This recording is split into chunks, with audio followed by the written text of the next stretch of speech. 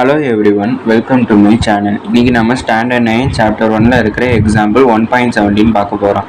என்ன கொடுத்துருக்காங்கன்னா, from the given Venn டயக்ராமை யூஸ் பண்ணி கொடுத்துருக்க எலமெண்ட்ஸ் எல்லாத்தையுமே ஃபில் பண்ண சொல்லியிருக்காங்க. ஃபஸ்ட்டு ஏங்கிற செட்டில் இருக்கிற எலமெண்ட்ஸ் எல்லாத்தையுமே ஃபில் பண்ண சொல்லியிருக்காங்க. ஃபஸ்ட்டு நான் ஏ இஸ் ஈக்குவல் டுங்கிறத நான் எழுதிக்கிட்டேன். அடுத்து ஏல என்னென்ன எலமெண்ட் இருக்குதுன்னு பார்க்கணும். ஏல ஏ இருக்குது, ஐ இருக்குது, யூ இருக்குது.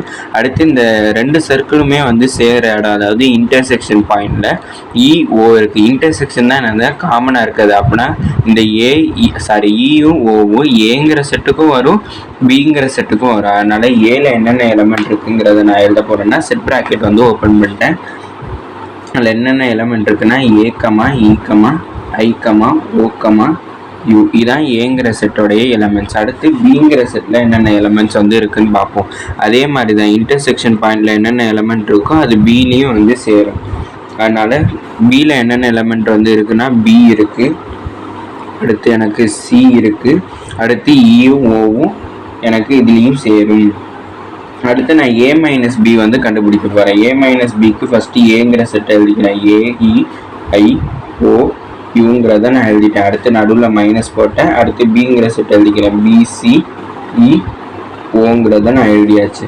இப்போ காமனாக இருக்கிறது எல்லாத்தையுமே நான் ஸ்ட்ரைக் நோட் பண்ணுறேன். என்னென்ன காமனாக இருக்குன்னா, எனக்கு இயும் ஓவும் தான் இங்கே காமனாக இருக்குது. ஸ்ட்ரைக் நோட் பண்ணிட்டேன்னா இங்கே ஏ மைனஸ் பியில் ஃபஸ்ட்டு ப்ரியாரிட்டி ஏக்கு தான் கொடுக்கணும். அப்படின்னா ஏல மீதி என்னென்ன எலமெண்ட் இருக்கோ அந்த எலமெண்ட்ஸை தான் நான் எழுதிக்கிறேன். ஏல மீதி என்னென்ன இருக்குன்னா ஏ, ஐ, யூ, அதை நான் எடுத்து இதில் எழுதிட்டேன். பி மைனஸ் ஏவை பொறுத்த வரைக்கும் ஃபஸ்ட்டு பியில் இருக்கிற எலமெண்ட்ஸ் நான் எடுத்து எழுதிக்கிறேன். ஃபஸ்ட்டு பியில் என்னென்ன எலமெண்ட் இருக்குன்னா பி இருக்குது, சி இருக்குது, இ இருக்குது, அடுத்து ஓ இருக்குது. அடுத்து மைனஸ் போட்டேன். அடுத்து ஏல என்னென்ன எலமெண்ட் இருக்கோ அதை எழுதிக்கிறேன். A E, I, O, you.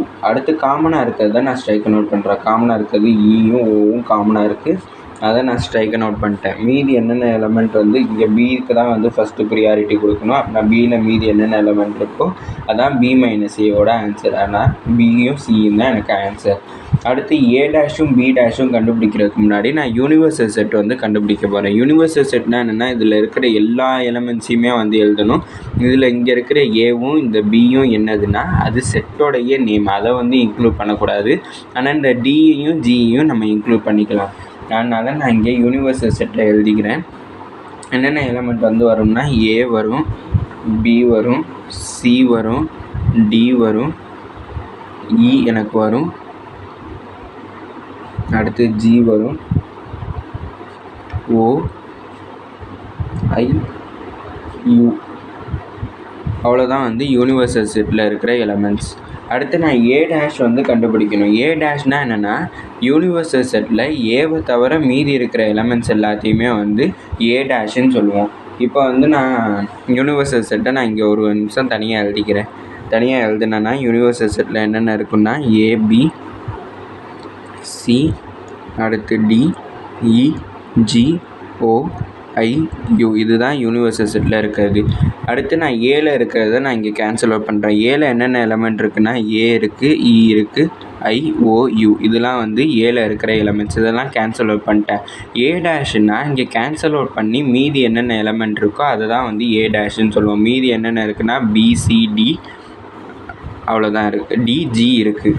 அதனால் இங்கே ஏ டேஷில் நான் என்னென்ன எழுதிக்கிறேன்னா, இங்கே மீதி என்னென்ன எலமெண்ட் இருக்குன்னா பி இருக்குது, சி இருக்குது எனக்கு, அடுத்து டியும் ஜியும் இருக்குது. அதனால் டியையும் ஜியையும் நான் எழுதிக்கிட்டேன்.